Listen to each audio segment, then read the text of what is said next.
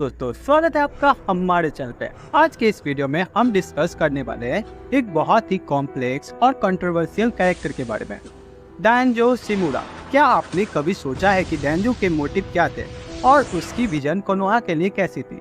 चलिए एक्सप्लोर करते हैं डैंजो के कैरेक्टर को और जानते हैं उसके मेथड और उसकी कंपैरिजन करेंगे कुछ और लीडर के साथ। डैंजो शिमूरा एक ऐसा नाम जो नारुतो फैंस के लिए हमेशा एक मिस्ट्री और कंट्रोवर्सी का सब्जेक्ट है। डैंजो को अक्सर एक विलन के रूप में देखा जाता है, लेकिन उसकी स्टोरी में कुछ ऐसे भी एस्पेक्ट हैं जो उसे एक कॉम्प्लेक्स कैरेक्टर बनाते हैं। डैंजो और हिरोजी सारुटोबी के बीच एक डीप कंपटीशन थी जो उनके बचपन से ही शुरू हुई थी। दोनों ने एक साथ ट्रेन किया, लेकिन उनकी आइडियोलॉजी बहुत ही अलग थी। जहां हिरोजी शांति और अंडरस्टैंडिंग को मानते थे, डैंजो का मानना था कि स्ट्रेंथ और फियर से ही विलेज को प्रोटेक्ट किया जा सकता है। डैंजो ने अपनी विजन को एग्जीक्यूट करने के लिए रूट आनबू का गठन किया। रूट एक सीक्रेट ऑर्गेनाइजेशन थी जो डायरेक्टली डैंजो को ही रिपोर्ट करती थी। यहाँ ट्रेनिंग बहुत ही हार्श और रूथलेस थी और मेंबर को अपनी फीलिंग को दबाने के लिए सिखाया जाता था, जैसा कि आप साई को एज एग्जांपल देख सकते हैं। डैंजो का मानना था कि ऐसे शिनोबी ही विलेज की सेफ्टी के लिए बहुत जरूरी है। डैंजो के मेथड बहुत ही एक्सट्रीम और अनएथिकल थे। उसने शिसुई उचिया की एक शारिंगान चुरा ली और अपने हाथ में मल्टीपल शारिंगान भी इम्प्लांट करवा लिए थे। उसने अपने पावर को बढ़ाने के लिए हर तरीके का काम किया, चाहे वो कितना भी गंदा हो।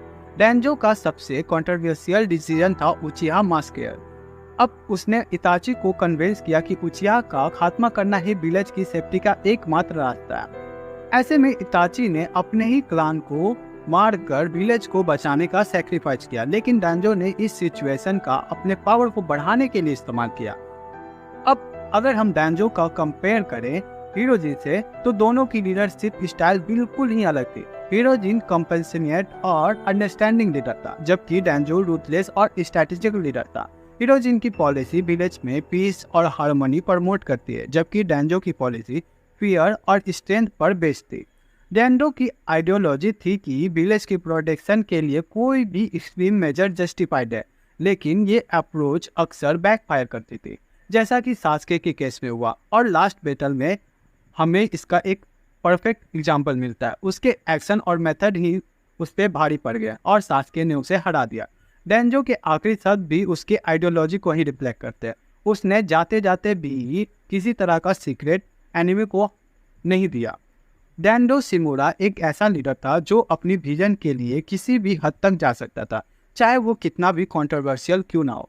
अगर दोनों को देखा जाए तो हिरोजिन भी कुछ खास लीडर नहीं था, उसके टाइम पे भी बहुत गलत हुआ जिसे वो रोक सकते थे।